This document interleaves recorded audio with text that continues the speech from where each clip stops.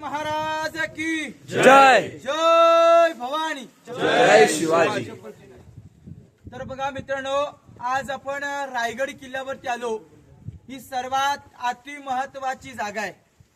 एवढा एरिया हा अति महत्वाचा आहे की गडाच्या खालून आलेला प्रत्येक शिवभक्त, प्रत्येक मावळा इथली माती आपल्या कपाळ लावून घेतो. इतकं पवित्र जागा आहे. ही झेंडे लावलेत की ना वरती, हा पूर्णपणे छत्रपती शिवाजी राजांचा बेडरूम आहे.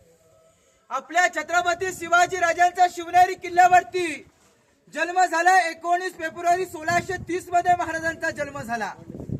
आणि जो दिवस या रायगडाच्या पदरामध्ये पडला आणि तो दिवस दुःखाचा ठरला, तो दिवस आहे 3 एप्रिल 1680. सूर्योदय मावळला, महाराष्ट्र पोरका झाला. रहितेच्या राजाने अखेरचा श्वास या पहिल्या जोत्यावरती सोडला. हा महाराजांचा बेडरूम आहे. मग आपल्या महाराजांना किती वर्ष आयुष्य लागलं? आज आपले 20 वर्ष बालपणामध्ये जातात. पुढे 30 वर्ष, 30 वर्षामध्ये स्वतःला राहण्यासारखं भलं मोठे एक घर सुद्धा बांधू शकत नाही. पण त्या राजाने मनासारखं धन केलं. धनासारखे राजे झाले. राजांसारखी माणसाने माणसांसारखा धड होता की अनेक राजे होऊन गेले. यांच्या बापजाद्यांच्या गाद्यांवरती बसून त्याने राज्य केलं. आपला एकमेव राजा म्हणजे छत्रपती शिवाजी राजे. ही स्वतःची गादी स्वतःची म्हटली. आणि अशा राजाने शेवटच्या श्वास, अखेरचा प्राण या जोत्यावरती सोडला. हा छत्रपतींचा बेडरूम. आपल्या छत्रपती शिवाजी राजांनी अखेरचा श्वास रायगडावरती सोडला. जिकडे तिकडे गडकिल्ल्यात खेड्यापाड्यामध्ये दुःखाची बातमी पसरली.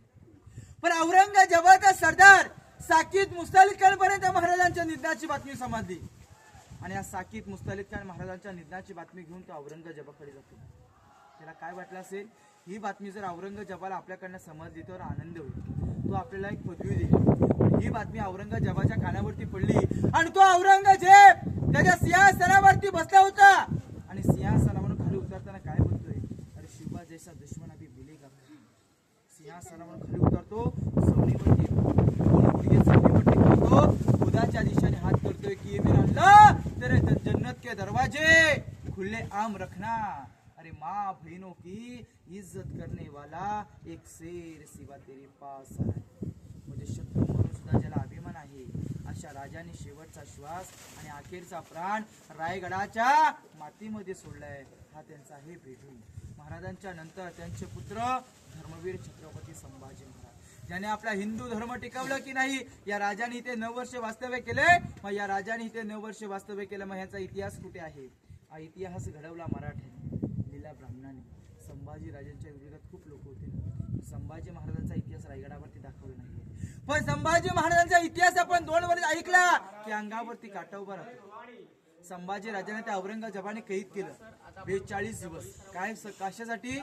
की तुमचा धर्म सोडा, आमचा धर्म स्वीकारा, आमची तुम्हाला आम्ही मुलगी देतो. पण या राजाने धर्म न सोडल्यामुळे या राजाच्या डोल्यामध्ये टापक्या सल्या मारल्या, अंगाची चामडी काढली, देहाचे तुकडे केले, लाही केली. पण या राजाने धर्म न सोडला. रक्तबंबाळ केले. रक्तबंबाळ अवस्थेत त्या औरंगजेब संभाजी महाराजांना सांगू लागला, हे संभा, अरे तेरे कहे क्या इस्लाम होतोस का मुसलमान. संभाजी महाराज रक्तबंबाळ अवस्थेत एक हात वरती करता काय म्हणतात, या औरंग्या ऐक, अरे हिंदू म्हणून जन्माला आलोय, अरे हिंदू म्हणूनच मरणार. आणि उडल्या जरी रक्ताच्या चिरकंड्या तर त्या भगव्याच असणार, भगव्याच असणार. या राजाने ते 9 वर्ष वास्तव्य केलं. त्यांचा हा बेडरूम आहे. बेडरूमच्या साईडला पाण्याच्या टाक्या, खाली त्यांचं स्नानगृह आहे. 450 वर्षापूर्वीचं त्यांचं न्हाणीघर. हे पाहून त्यांच्या सदरेवरती जाऊया. बोला छत्रपती श्री शिवाजी महाराज की जय.